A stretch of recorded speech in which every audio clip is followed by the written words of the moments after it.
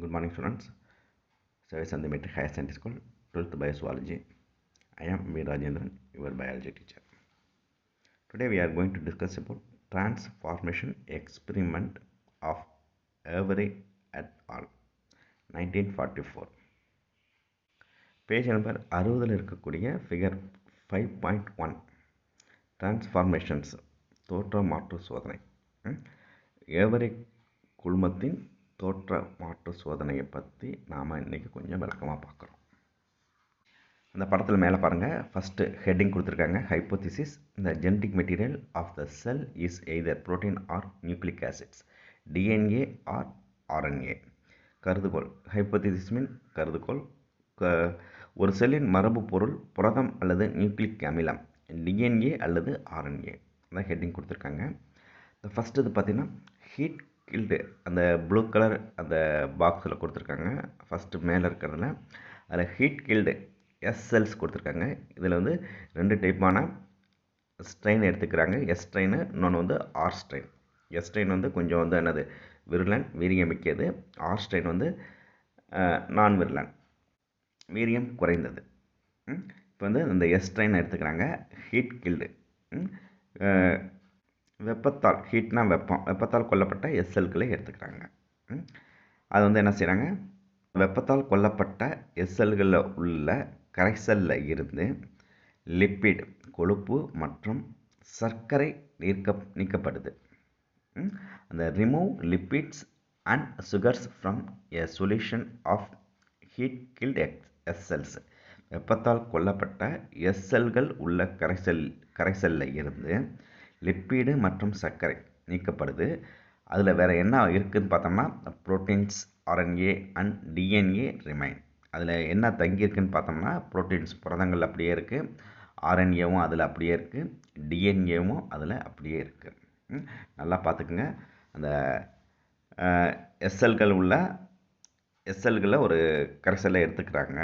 அதை வந்து என்னது வெப்பத்தால் அந்த செல்களை வந்து கில் பண்ணுறாங்க. கில் பண்ணப்பட்ட அந்த செல்களில் இருந்து, அந்த செல் கரைசலில் இருந்து லிப்பிடு மற்றும் சர்க்கரை, சுகர்ஸை எடுத்துறாங்க.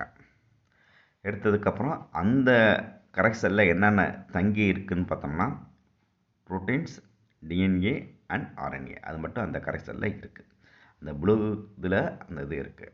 செகண்ட் பாக்ஸு க்ரீன் கலரில் இருக்குது. அந்த எக்ஸ்ட்ராக்ட் இருக்குல்ல, அந்த ஹீட் கில் பண்ணப்பட்ட அந்த செல்ஸில் இருக்கக்கூடிய ரிமைன்ஸ் என்னென்ன இருக்குதுன்னு பார்த்துருப்போம். Proteins, RNA and DNA. அதை வந்து அந்த கரெக்ஷனை வந்து ஒரு 3 டெஸ்ட் டியூப்பில் எடுத்துக்கிறாங்க. ஃபஸ்ட்டு டெஸ்ட் டியூப்பில் வந்து ஆட் புரோட்டீனேஸ் டெஸ்ட் டியூப்பில் அந்த எக்ஸ்ட்ராக்டை எடுத்துக்கிறாங்க. அந்த ஃபஸ்ட்டு டெஸ்ட் டியூப்பில் என்னத்தை ஆட் பண்ணுறாங்கன்னா புரோட்டீனேஸுன்ற அந்த நொதியை ஆட் பண்ணுறாங்க.